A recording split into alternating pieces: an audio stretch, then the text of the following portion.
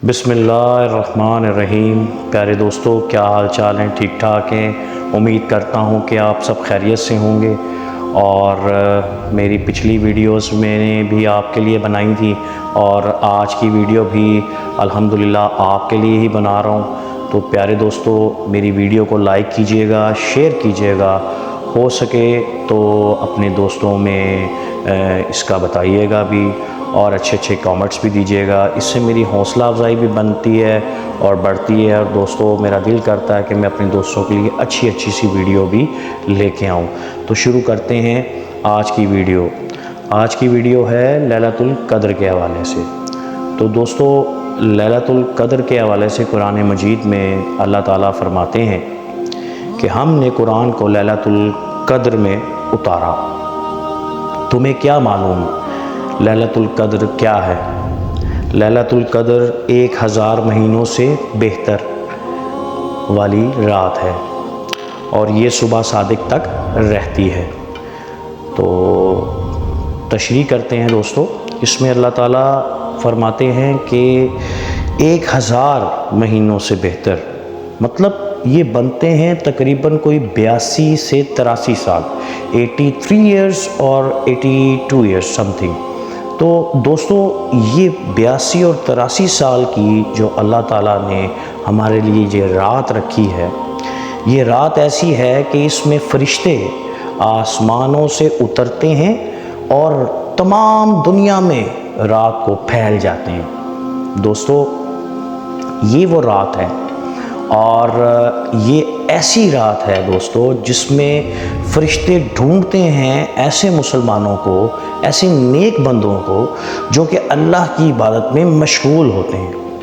और नेक हमें चाहिए कि इन मामलात को ऐसे रखें कि हर वक्त अल्लाह के लिए हजूर झुक जाएं, दुआ मांगें। दोस्तों, ये महीना इस तरह का है सब्र वाला, और गरीब लोगों पे हमें चाहिए कि उनको ख्याल रखें उनका, और अमीर लोगों को चाहिए कि अपनी ज़कात, अपना फ़तराना वक्त पे दें और अच्छा दें अपनी हैसियत के मुताबिक।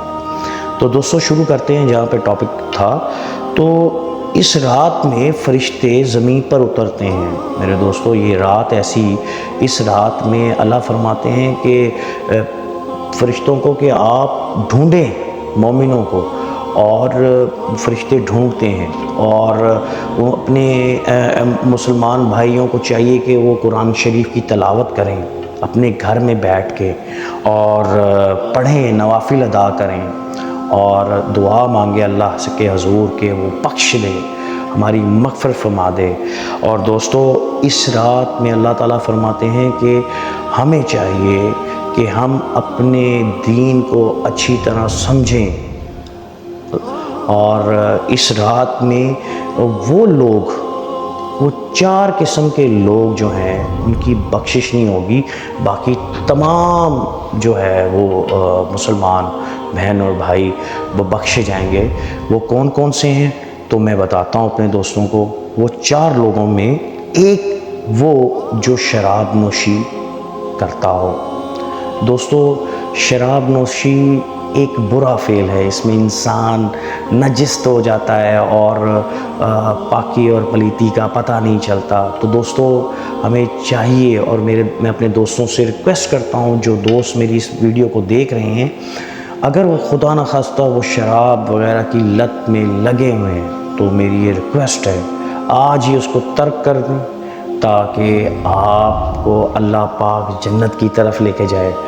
दोस्तों, ये रमज़ान भी उसका कुछ नहीं कर सकता जो शराब के नशे में धुत रहे। तो हमें ये चाहिए कि अपने आप को दीन की तरफ लेके आएँ, नमाज़ पढ़ें, और अगर साहिब हैसियत है तो हज भी करें, और रोज़े रखें, ज़कात दें जो कि हम पे फ़र्ज़ की गई है। और आजकल तो मेरे दोस्तों, मुसलमानों को अशद ज़रूरत है।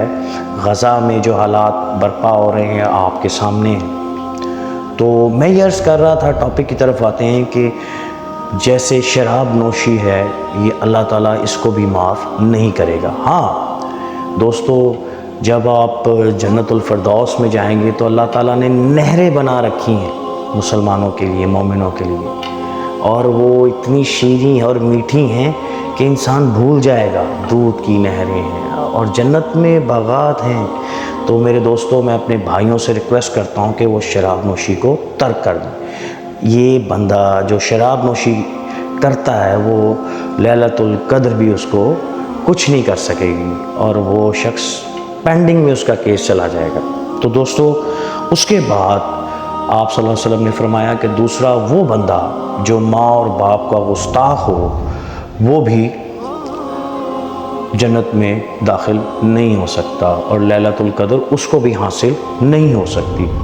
میں آپ کو ایک واقعہ سناتا ہوں میرے دوستو۔ اس میں آپ صلی اللہ علیہ وسلم ایک محفل میں بیٹھے ہوئے تھے۔ اس محفل میں حضرت عمر فاروق بھی تھے اور حضرت علی کرم اللہ وجہہ بھی تھے۔ تو آپ صلی اللہ علیہ وسلم نے حضرت عمر کو کہا اور حضرت علی رضی اللہ تعالیٰ عنہ کو کہا کہ اے عمر، میرے بعد ایک ایسا جوان آئے گا، آپ اس سے دعا کیجئے گا، اور وہ یمن کا رہنے والا ہوگا، کالا رنگ ہوگا، اور مراد قبیلے سے ہوگا۔ تو آپ صلی اللہ علیہ وسلم کی طرف دونوں دیکھنے لگ گئے۔ تو آپ کے وصال کے بعد حضرت عمر جب خلیفہ بنے تو آپ ہر سال حج کیا کرتے تھے میرے دوستو۔ تو حج کیا کرتے تھے، اور حج میں آپ یمن کے لوگوں سے پوچھا کرتے تھے۔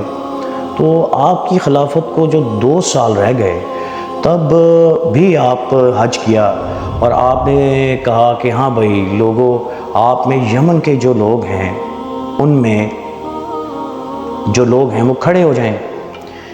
تو یمن کے لوگ کھڑے ہو گئے، باقی سب بیٹھ گئے۔ پھر آپ نے کہا کہ جو مراد قبیلے سے ہیں وہ کھڑے ہو جائیں، اور مراد قبیلے کے لوگ کھڑے ہو گئے، باقی سب بیٹھ گئے۔ پھر آپ نے کہا کہ جو کرن ہے، جن کی شاخ کرن ہے، وہ کھڑے ہو جائیں۔ تو ان میں صرف ایک بندہ کھڑا رہا۔ تو آپ نے پوچھا کہ اویس کو جانتے ہو اس بندے سے؟ اس نے کہا جی میرا بھائی کا بیٹا ہے۔ تو آپ نے کہا کدھر ہے؟ کہا جی وہ حج پہ آیا ہوا ہے، لیکن عرفات گیا ہے اونٹوں کو لے کے۔ تو آپ حضرت علی کو لے کر حضرت عمر سیدھا عرفات میں گئے۔ آپ نے دیکھا کہ اویس کرنی نماز پڑھ رہے ہیں اور اونٹ چر رہے ہیں، خود ہی کھا رہے ہیں۔ آپ دونوں بیٹھ گئے۔ تو آپ نے جب دیکھا اویس کرنی نے کہ 2 شخص آ کے آپ کے پاس بیٹھ گئے، تو آپ نے نماز کو چھوٹا کیا اور نماز ختم کی اور پوچھا۔ تو جب پوچھا تو آپ نے کہا ہاں بھائی تمہارا نام؟ تو اس نے کہا کیا کرتے ہو؟ آپ نے کہا اویس کرنی نے کہا میں مزدور ہوں۔ آپ نے پوچھا تمہارا نام؟ تو کہنے لگا جی عبداللہ، اللہ کا بندہ۔ تب حضرت علی نے پوچھا اویس، آپ یہ حضرت عمر ہے امیر المومنین اور میں علی بن ابو طالب۔ تو وہ ڈر گیا۔ تو اس نے کہا سرکار مجھے نہیں پتا تھا۔ تب آپ نے حضرت عمر نے اویس کرنی سے پوچھا کہ آپ اویس ہی ہو؟ تو انہوں نے فرمایا جی۔ تو پھر حضرت عمر نے فرمایا کہ دعا کیجئے امت کے لیے۔ اب پیارے دوستو، اس جو بات بتانے کا میرا مقصد تھا وہ یہ تھا کہ اویس کرنی کے پیچھے کوئی تعلیم نہیں تھی، کوئی وظیفے نہیں تھے، کوئی تبلیغ نہیں تھی۔ ان کے پیچھے تھا ان کی ماں کی دعائیں، جو اللہ کو بہت پسند آئی۔ میرے نبی نے فرمایا کہ عمر جانا اور اس سے دعا کروانا، کیونکہ اس نے اپنی ماں کی بڑی خدمت کی ہے، اور اللہ کو نے اس کی خدمت اتنی پسند آئی کہ اللہ نے اس سے جنت میں وعدہ کر لیا۔ تو حضرت عمر نے کہا اویس دعا کیجیے۔ تو انہوں نے دعا کی۔ تو دوستو اب آتے ہیں تیسرے شخص کی طرف۔ تو دوستو تیسرا وہ بندہ ہوگا جو رشتہ داروں سے لڑتا ہو۔ تو دوستو میرے بھائی، ہمیں بہت ضرورت ہے آج ایک دوسرے سے معافی مانگنے کی، کیونکہ ہم لوگوں میں انتشار ہے، ہم غیبت کرتے ہیں ایک دوسرے کی اور ایک دوسرے کو اچھا نہیں سمجھتے۔ تو دوستو اللہ کے پیارے نبی نے فرمایا کہ جو شخص رشتہ داروں سے لڑتا ہو لیلۃ القدر بھی اس کو بچا نہیں سکے، تو اتنا سخت ناپسند کیا۔ تو دوستو فرمایا کہ میں اس کو آپ کو ایک واقعہ سناتا ہوں کہ آپ صلی اللہ علیہ وسلم کے پاک کے صحابی تھے، انہوں نے رات کو سوئے اور لیلۃ القدر میں جاگے، تو آپ نے کہا یا اللہ میرے پاس تو کچھ چیز صدقہ کرنے کے لیے نہیں ہے، تو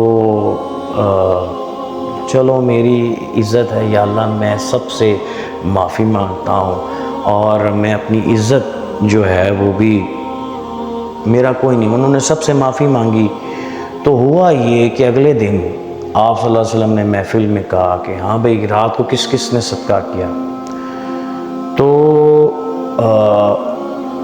سارے خاموش رہے، سارے صحابی، کسی کے پاس کچھ تھا ہی نہیں۔ تو دوستو پھر اللہ کے پیارے نبی نے فرمایا کہ اللہ سے رات کو کس نے اپنی عزت کا سودا کیا؟ سبحان اللہ، سبحان اللہ، سبحان اللہ۔ تو دوستو ہمیں چاہیے کہ ان صحابہ کرام جو پیارے پیارے ستارے ہیں، ستاروں کی مانند ہیں،